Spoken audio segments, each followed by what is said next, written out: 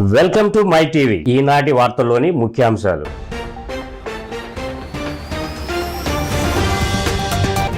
పదహారవ శతాబ్దపు తెలుగు కవయిత్రి ఆతుకూరి మల్లమాంబ జయంతి సందర్భంగా నివాళులు అర్పించిన సీఎం. ఆమె సేవలను, కవితలను గుర్తు చేసుకున్న ముఖ్యమంత్రి.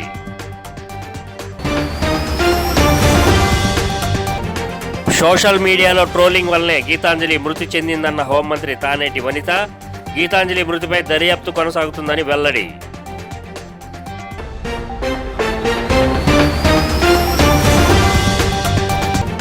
ఆడపిల్లల కోసం కళలకు రెక్కల పథకం ప్రారంభించిన చంద్రబాబు. బ్యాంకు లోన్లకు ప్రభుత్వమే షూరిటీ ఇస్తుందన్న టీడీపీ అధినేత.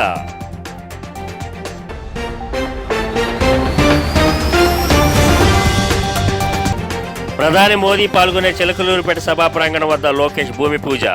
ఒప్పూడిలో ఈ నెల 17న టీడీపీ, జనసేన, బీజేపీ సభ. 3 పార్టీల నాయకులతో కలిసి సభాస్థలి పరిశీలన.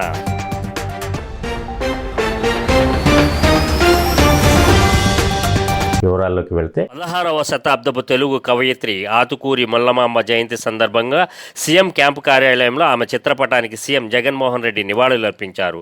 ఆతుకూరి మల్లమాంబ జయంతిని అధికారికంగా నిర్వహిస్తున్న ప్రభుత్వం ఈ మేరకు ఇటీవల ఉత్తర్వులు జారీ చేసింది. ఈ కార్యక్రమంలో ప్రభుత్వ విప్పులు Varadu Kalyani, Chevireddy Bhaskar Reddy, AP Shalivahana corporation chairman Mandepudi Purushottam పాల్గొన్నారు.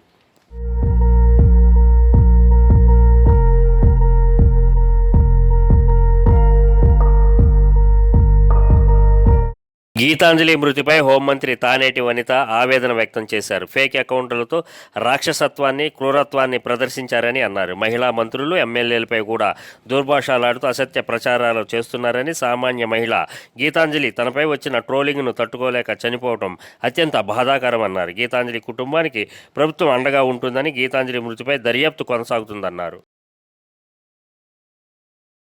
ఆడపిల్లల ఉన్నత విద్యకు ఆర్థిక ఇబ్బందులు అడ్డంకి కారాదన్న ఉద్దేశంతో టీడీపీ, జనసేన, బీజేపీ కూటమి కొత్తగా కళలకు రెక్కల పథకంకు రూపకల్పన చేసింది. అధికారంలోకి వచ్చాక అమలు చేసే ఈ పథకాన్ని టీడీపీ అధినేత చంద్రబాబు లాంఛనంగా ప్రారంభించారు. ఈ సందర్భంగా చంద్రబాబు మాట్లాడుతూ చదువుకోవాలనుకునే అమ్మాయిలకు ఆర్థిక పరిస్థితులు అడ్డంకిగా మారరాదు అన్నారు. అలాంటి వారు ఇంటికే పరిమితం కాకుండా వారికి బ్యాంకు లోన్లు ఇప్పించే కార్యక్రమమే కళలకు రెక్కల పథకం అని వివరించారు. ఇంటర్ విద్య పూర్తి చేసుకున్న అమ్మాయిలు ఉన్నత చదువులు వెళ్లాలనుకుంటే వారికి బ్యాంకు రుణాలు ఇప్పిస్తామని, ఆ రుణాలను ప్రభుత్వమే షూరిటీ ఇస్తుందని చంద్రబాబు తెలిపారు. ఈ రుణంపై వడ్డీ కూడా ప్రభుత్వమే భరించేలా కళలకు రెక్కలు పథకానికి రూపకల్పన చేశామని చెప్పారు. అనేక కార్యక్రమాలు చేపట్టి వాళ్ళ భవిష్యత్తు బంగారు భవిష్యత్తు చేసిన పార్టీ తెలుగుదేశం పార్టీ. ఈరోజు రాష్ట్రంలో ఉండే ప్రతి ఒక్కరు గుర్తుపెట్టుకోవాల్సింది, 40 సంవత్సరాల కంటే ముందు ఎన్టీ రామారావు గారు మహిళలకు ఆస్తిలో సమాన హక్కు తేవాలని ఒక వినూత్నమైన ఆలోచనకు శ్రీకారం చుట్టారు. అదే సమయంలో రాజగుడులకు ప్రాధాన్యత రావాలి, ఈరోజు రాజకీయాలన్నీ మగవాళ్ళకే, రాజకీయాల్లో ఒక మగవాళ్ళకే ప్రాధాన్యత ఉంది, ఇది కరెక్ట్ కాదు, 50% జనాభా ఉన్న మహిళలకు కూడా సముచితమైన స్థానం ఇవ్వాలనే ఉద్దేశంతో స్థానిక సమస్యల్లో ప్రారంభమైనటువంటి రిజర్వేషన్లు. పల్నాడు జిల్లా చిలకలూరుపేట నియోజకవర్గ పరిధి జొప్పూడి గ్రామానికి టీడీపీ జాతీయ ప్రధాన కార్యదర్శి నారా లోకేష్ చేరుకున్నారు. రాష్ట్ర అధ్యక్షుడు అచ్చెన్నాయుడు, మాజీ మంత్రి పత్తిపాటి పుల్లారావు, టీడీపీ, జనసేన, బీజేపీ ముఖ్య నేతలతో కలిసి ఇక్కడ జరగనున్న భారీ బహిరంగ సభ స్థలాన్ని పరిశీలించారు. వివిధ కమిటీలతో భేటీ అయిన తర్వాత సభ ఏర్పాట్ల గురించి చర్చించారు. లక్షలాదిగా ప్రజలు రానున్న సందర్భంగా వారికి ఎటువంటి అసౌకర్యం కలగకుండా జాగ్రత్తలు తీసుకోవాలని సూచించారు. అనంతరం సభా ప్రాంగణం వద్ద భూమి పూజ కార్యక్రమంలో పాల్గొన్నారు. విశాఖ స్టీల్ ప్లాంట్లో తరచూ జరుగుతున్న ప్రమాదాల పట్ల SMS2 జోన్లో ఉక్కు యాజమాన్యం మరియు సేఫ్టీ విభాగం ఆధ్వర్యంలో అవగాహన సదస్సు నిర్వహించారు. ఈ సందర్భంగా ఉక్కు అధికారి MS రావు మాట్లాడుతూ అగ్ని ప్రమాదాలు జరిగినప్పుడు ఏ విధంగా వ్యవహరించాలో, ప్రమాదం నుంచి ఎలా బయటపడాలో మాక్ డ్రిల్ ద్వారా వివరించామని తెలిపారు. ప్రమాదంలో చిక్కుకున్న వారిని ఎలా రక్షించాలి, ప్రాణాపాయం లేకుండా వారిని ఎలా కాపాడాలనే అంశాలపై చేపట్టిన మాక్ డ్రిల్ అందరినీ అబ్బురపరిచిందన్నారు. కార్యక్రమంలో senior manager, site in charge Veerakumar, safety అధికారి రాజేష్, ఉక్కు ఉద్యోగులు, కాంట్రాక్ట్ కార్మికులు తదితరులు పాల్గొన్నారు. నెలకి 6 నెలలకు ఒకసారి మనం ప్రతి డిపార్ట్మెంట్లో కూడా ప్రతి సెక్షన్లో కూడా మాక్ డ్రిల్ అనేది ప్లాన్ చేసి చేయడం జరుగుతుంది. దీనివల్ల ఏంటంటే ప్రతి ఒక్క ఎంప్లాయీస్ కానీ కాంట్రాక్ట్ వర్కర్స్ కానీ అందరికి కూడా ఒక అవేర్నెస్ రావడానికి, ఒక ఇన్కేస్ రియల్లీ యాక్సిడెంట్ అయితే మనం ఎలా తెప్పించుకోవాలి, ఇటువంటి ఈ క్యాజువాలిటీ జరగకుండా ఒక ప్రభుత్వ ఆస్తిని ఎలా రక్షించుకోవాలని ఎలా కాపాడుకోవాలని తెలుసుకోవడానికి మాత్రం ఈ మాక్ డ్రిల్ నిర్వహించడం జరిగింది. ఈ రోజు అయితే మేము ఈ టీపీ SMS2లోని టీపీ బేలో 26 ప్రిపరేషన్ బే అనేది స్టీల్ మెల్టింగ్ లోని స్టీల్ తయారు చేయడానికి చాలా కీలకమైన సెక్షన్ ఇది. ఈ సెక్షన్ లోనే మన ఇక్కడ గ్యాస్ ఫైర్ ఉంటుంది, అండ్ వుడ్ ఫైర్ ఉంటుంది, ఎలక్ట్రికల్ ఫైర్స్ ఉంటాయి, ఇవన్నీ ఫైర్స్ ఉంటాయి. కాబట్టి ఇక్కడ మనం వర్క్ చేసేటప్పుడు ఇన్కేస్ ఏమైనా జరిగినట్టయితే ఎలా హ్యాండిల్ చేయాలని తెలుసుకోవడానికి మా టీంని అంతా కూడా ఇలా సిద్ధం చేయడం జరిగింది. ఇది నిరంతరం జరిగే ప్రక్రియ ఇదంతా కూడాను. ఈ రోజు సక్సెస్ఫుల్ గా మేము మా ఎంప్లాయీస్ తో ఒక సహకారంతో సక్సెస్ఫుల్ గా మాక్ డ్రిల్ కండక్ట్ చేయడం జరిగింది. సక్సెస్ఫుల్ గా మేము టైం టు టైం మేము ఇమీడియట్ గా ఫైర్ అయిన అంటే మేము ఫస్ట్ ఫైర్ ఫైటింగ్ కూడా ఫోన్ చేసాము, తర్వాత అంబులెన్స్ ఫోన్ చేసాము.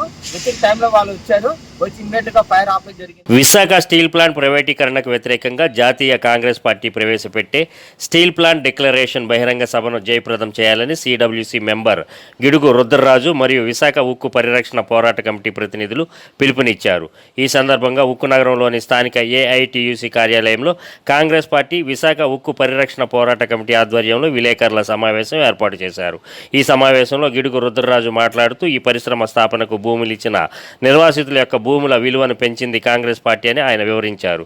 ప్రభుత్వ రంగ పరిశ్రమల ద్వారా స్థానిక ప్రజలతో పాటు అనేక మంది నిరుద్యోగులకు ఉపాధి కల్పించాలనే ప్రధాన లక్ష్యంతో కాంగ్రెస్ పార్టీ ఆనాడు వెనుకబడిన ప్రాంతమైన ఉత్తరాంధ్ర ప్రాంతాన్ని అభివృద్ధి చేయాలనే ప్రధాన ఆశయంతో ఇక్కడ దీనిని స్థాపించారని ఆయన అన్నారు. విశాఖ స్టీల్ ప్లాంట్ను కాపాడుకోవడం మనందరి లక్ష్యంగా మారాలని ఆయన కోరారు. రాష్ట్ర PCC working president P. Rakesh Reddy, సినీ డైరెక్టర్ P. సత్యారెడ్డి, పోరాట కమిటీ ప్రతినిధులు D. ఆదినారాయణ, నీరుకొండ రామచంద్రరావు, J. అయోధ్యారాం, గణపతి రెడ్డి తదితరులు పాల్గొన్నారు. మోహన్ సింగ్ గారి నేతృత్వంలో నవరత్న స్టేటస్ ఇచ్చాం, 7.2 మిలియన్ మెట్రిక్ టన్స్ ఎక్స్పాన్షన్ చేసినాం. అనేక కార్యక్రమాలు ప్రధానమంత్రి 8,000 కోట్లు, ఒక 4,000 కోట్లు డివిడెండ్ రూపంలో, 4,000 కోట్లు లోన్ రూపంలో ఇచ్చి కూడా ఆదుకోవడం జరిగింది.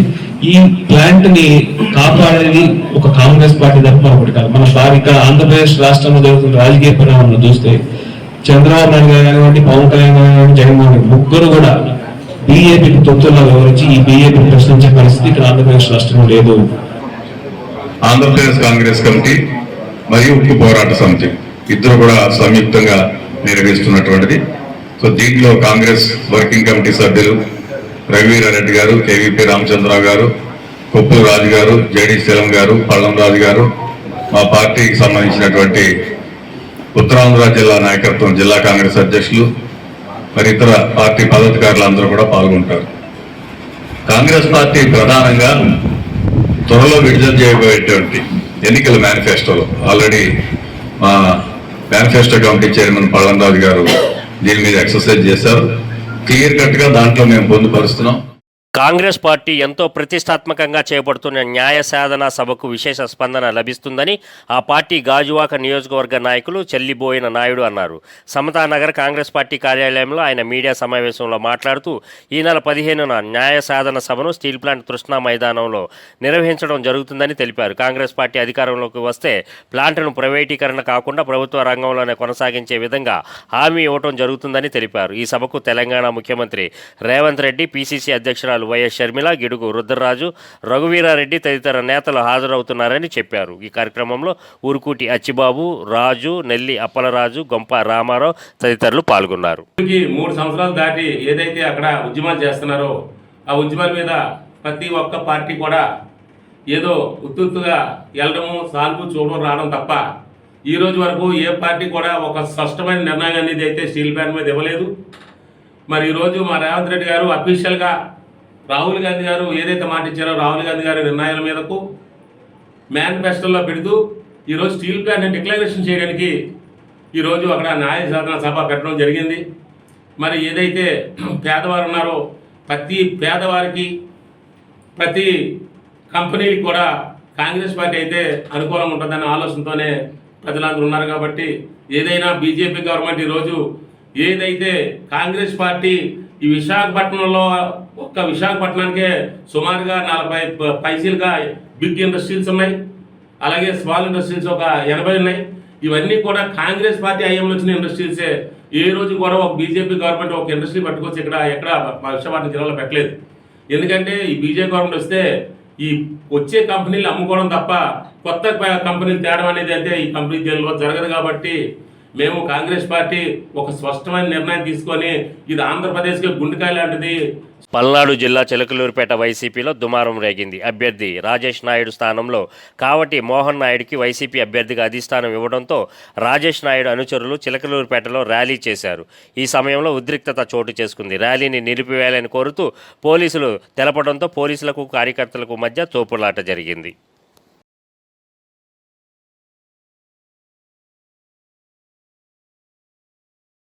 పశ్చిమ గోదావరి జిల్లా నిడదవోలు నియోజకవర్గం ఉండ్రాజవరం గ్రామంలోని సుధీంద్రబాబు కళ్యాణ మండపంలో వేలివెన్ను, కల్దారి, సత్యవాడ, చిలకపాడు, పసలపూడి గ్రామాలలో అర్హులైన 311 మంది లబ్ధిదారులకు ఇళ్ల స్థలాల రిజిస్ట్రేషన్ భూ హక్కు పత్రాలను ఎమ్మెల్యే జి శ్రీనివాస్ నాయుడు అందజేశారు. ఎమ్మెల్యేతో పాటు ఉండ్రాజవరం మండల ఎంపీపీ, జెడ్పీటీసీ, జిల్లా వ్యవసాయ సలహా మండలి చైర్మన్, గ్రామ సొసైటీ అధ్యక్షులు, వైఎస్ఆర్సీపీ పార్టీ నాయకులు పాల్గొన్నారు. మైనారిటీస్, ఎస్టీలు అందరికీ కూడా సమన్యాయం చేసేటట్టు ఈరోజు జగన్ గారు పరిపాలన చేస్తాం. ఇవన్నీ చేస్తూ ఈరోజు చక్కటి పరిపాలన అందిస్తూ ఆ రోజు కూడా 2 ఫ్యాన్లు 2 గుడ్లు ఇస్తారు, 2 ఓట్లు ఇస్తారు. ఫ్యాన్ ఏమన్నామా మరొకసారి అడుగుతున్నామా, మరి 2 ఓట్లు ఫ్యాన్ కి ఓటు వేయడానికి సిద్ధమా? మీరు గట్టిగా జగన్ గారిని ముఖ్యమంత్రి చేసుకోవడానికి మనందరూ సిద్ధమా?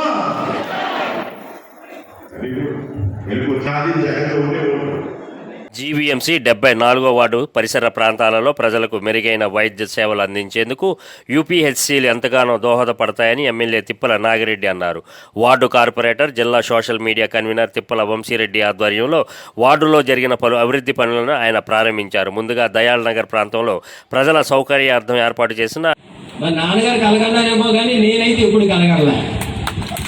కాబట్టి దీని వ్యయం సుమారు 6.5 కోట్లమ్మా.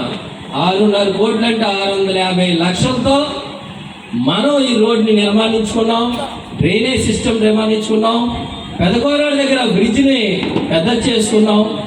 అన్ని గ్రామాలకి పనికొచ్చే విధంగా మన పక్కన పోల్స్ ఉంటే హెచ్టీ లైన్, ఎల్టీ లైన్లు మధ్య తీసుకొచ్చాం. చాలా కష్టంతో కూడుకున్న పని. అలాగే రోడ్డు మీద నడిస్తే మనకి ఏదో ప్రమాదం అయిపోద్దని మళ్ళీ మన ఫుట్పాత్ ఒకటి పక్కన. ఇప్పుడు ఆ ఫుట్పాత్ కాస్త బిర్యానీ పాయింట్లు అయిపోతున్నాయి. అలాగే మన పిల్లలు చదివించుకోలేరు అందరూ కూడా, పేదవాళ్ళందరికీ కూడా ఉచిత విద్య, ఎల్కేజీ నుంచి పీజీ వరకు. మళ్ళీ ఎదురుకట్టు స్కూల్కి వెళ్తే అమ్మఒడి, విదేశీ దేవుడే కూడా ఇచ్చాడు. 200 యూనివర్సిటీలో మన పిల్లలు చదువుకుంటే కెపాసిటీ ఉంటే సంవత్సరానికి 1,25 లక్షలు కట్టి ఇలాంటివన్నీ కూడా చెప్పారు. మరి అగనపూడిలో కూడా ఇవాళ హాస్పిటల్ కూడా ఓపెనింగ్ చేయాలని సార్ టైంలో చేస్తాం. 50 బెడ్లతో ఉంది. ఇవాళ 100 కోట్లు 100 బెడ్ల హాస్పిటల్ అయింది. అది 17 కోట్లు చెల్లదు ఆ హాస్పిటల్ అగనపూడిలో. మనం ఎక్కడ కేజెస్కి వెళ్ళక్కర్లేదు, లేకపోతే ఎన్టీఆర్ హాస్పిటల్ అనకాపల్లి వెళ్ళక్కర్లేదు. ఇవాళ మరి జగన్ గారు దొరకడం, రాజశేఖర రెడ్డి గారు స్వర్ణంగా పరిపాలన చూశాను నేను. ఇవాళ జగన్ గారు రామరాజు పరిపాలన చూస్తున్నాను. రాముడి పరిపాలనలో నెలకు 3 వర్షాలట, పాడి పంటలకు లోటు లేదట, ఎవరో పస్తులుండో కాదట, దొంగ భయాలు లేవట. అలా పరిపాలన ఇవాళ సాగుతుంది. ఈ జగన్మోహన్ రెడ్డి గారు అయ్యాలో అతను దొరకడం మన పూర్వజన్మ సుకృతం. విశాఖ జిల్లా పెందుర్తి మండలం చింతగంట్ల గ్రామంలో ఎమ్మెల్యే అన్నపురెడ్డి అదీప్రాజ్ సహకారంతో స్థానిక వైఎస్ఆర్ పార్టీ నాయకులు బినామీ పేరుతో హౌసింగ్ కాలనీ మంజూరు చేయించుకుంటున్నారని, దీనికి పెందుర్తి తహసీల్దార్ పూర్తిగా సహకరిస్తున్నారని చింతగంట్ల గ్రామానికి చెందిన తెలుగుదేశం పార్టీ సీనియర్ నాయకులు ఉప్పిలి చిన్నారావు, దాసరి రమణ ఆగ్రహం వ్యక్తం చేశారు. ఈ మేరకు తహసీల్దార్ని కలిసి హౌసింగ్ కాలనీ అవినీతిపై విచారణ చేపట్టాలని ఫిర్యాదు చేశారు. ఈ సందర్భంగా మాట్లాడుతూ చింతగంట్ల గ్రామంలో కోట్లాది రూపాయలు విలువ చేసే ప్రభుత్వ భూములను స్థానిక వైసీపీ నాయకులు ఆక్రమించుకుంటున్నారని ఆరోపించారు. అలవాటు పడిపోయి ఇప్పుడు డబ్బు దాహంతో బినామీ పేర్లు సృష్టించి మన గత 2 సంవత్సరాల క్రితం జగనన్న కాలనీ పేర్లు వచ్చిన పేర్లే మళ్ళీ రీపెట్టి సుమారు ఇచ్చిన 107 పేర్లలో 40 పేర్లు బినామీలు సృష్టించి ఈరోజు లేఅవుట్ వేయడం జరుగుతుంది. దాని ఎంఆర్ఓ గారికి మేము కంప్లైంట్ ఇవ్వడానికి వస్తే ఎంఆర్ఓ గారు నేను ఇప్పుడైతే ఏం చేయలేదు, నాకు అది టైంలో ఎంత డెవలప్ అయింది, బండా సత్యమూర్తి ఎంత డెవలప్ అయింది వాళ్ళే నిర్ధారణ చేసుకోవాలి. అభివృద్ధికి మారిపోయారు బండా సత్యమూర్తి గారండి. ఈరోజు కూడా మేము ఎక్కడికైనా ఓపెన్ ఛాలెంజ్ చేస్తామని బహిరంగ సభకి సిద్ధంగా ఉన్నాం, రమ్మనండి. అది భూ కబ్జాలు తప్ప ఇతరులు ఏం చేయలేదండి. చెరువులు కట్టేయడం, కొండలు తవ్వేయడం, రాత్రులు లారీలతో లోడ్లు వేసి అమ్మేయడం తప్ప 81పై ఛాలెంజ్ చేస్తున్నామండి. ఈరోజు కూడా 12 ఎకరాలు కోర్టు పెండింగ్ ఉంటున్నాయి. ఎంఆర్ఓ ఎలా లేవుటేస్తున్నాం, పైన ఇస్తే అధికారంలో వన్ సైడ్ చేస్తాం. జనసేన అధ్యక్షుడు పవన్ కళ్యాణ్ కాపులను ఇంకా మోసం చేస్తున్నాడని, కాపులను అనగదొక్కిన వ్యక్తి చంద్రబాబు నాయుడని కాపు కార్పొరేషన్ చైర్మన్ అడపా శేషు ఆరోపించారు. గుంటూరు జిల్లా తాడేపల్లిలో ఆయన మీడియా సమావేశంలో మాట్లాడారు. జనసేన పార్టీని చంద్రబాబు ఇప్పటికే పాతాళంలోకి తొక్కేశాడని, ఏ కులానైనా తొక్కగల సమర్థుడు చంద్రబాబు అని విమర్శించారు. ఇలాంటి దుర్మార్గుడు పక్కన వత్తాసు పలుకుతూ కాపులను మోసం చేస్తున్న పవన్ను ఎవరూ నమ్మే స్థితిలో లేరన్నారు. అనేక రకాల పట్టాలు పంపిణీ కార్యక్రమం కృష్ణలంక ప్రాంతం కానీ ఎన్ని ప్రాంతాల్లో అయినా రాజధానిలో కూడా వాళ్ళకి భూములు ఇవ్వాలి అనుకొని భూములకి కేటాయిస్తే దాంట్లో కోర్టులో ఇప్పించి వాళ్ళకి రిజిస్ట్రేషన్ కానీకుండా చేసింది తెలుగుదేశం పార్టీ కాదా అని నేను అడుగుతా ఉన్నా. మీ మధ్యన పేద బడుగు బలైన వర్గాలు బతకూడదా అని చెప్పి నేను అడుగుతా ఉన్నా. మీ సామాజిక వర్గమే రాజధానిలో ఉండాలా? కాపులు కానీ ఏ ఇతర కులాలు కానీ ఉండకూడదా మీ దగ్గర? అంత దుర్మార్గుడు చంద్రబాబు నాయుడు. ఆ దుర్మార్గుడు పక్కన ఒత్తాసు పలుకుతూ నేను ఏ ఏరియాలో ఉన్నటువంటి కాపుల్ని అణగదొక్కాలో చెప్పు అని చెప్పి తిరిగేటువంటి వ్యక్తి పవన్ కళ్యాణ్. ఎక్కడ కాపు సోదరులు రాజకీయంగా ఎదుగుతా ఉన్న ఏరియాలోనే నువ్వు పనిగట్టుకొని ఎందుకు పోటీ చేస్తా ఉన్నావు? దీనికి ఆన్సర్ చెప్పాలి పవన్ కళ్యాణ్. 24 సీట్లకి నుంచి 21 సీట్లకి అంటే యాచించే స్థితికి దిగజారిపోయినా మేమేం మాట్లాడలేదే.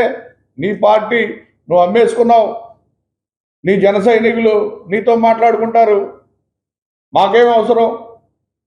ముఖ్యాంశాలు మరోసారి.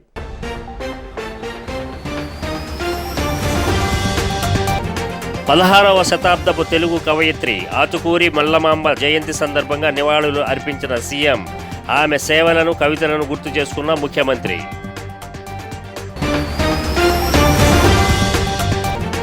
సోషల్ మీడియాలో ట్రోలింగ్ వల్లనే గీతాంజలి మృతి చెందిందన్న హోంమంత్రి తానేటి వనిత. గీతాంజలి మృతిపై దర్యాప్తు కొనసాగుతుందని వెల్లడి.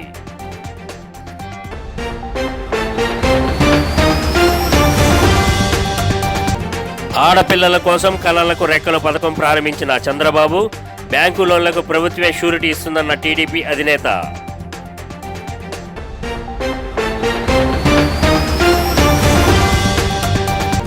ప్రధాని మోదీ పాల్గొనే చిలకలూరుపేట సభా ప్రాంగణం వద్ద లోకేష్ భూమి పూజ. ఒప్పూడిలో ఈ నెల 17న టీడీపీ, జనసేన, బీజేపీ సభ. 3 పార్టీల నాయకులతో కలిసి సభాస్థలి పరిశీలన.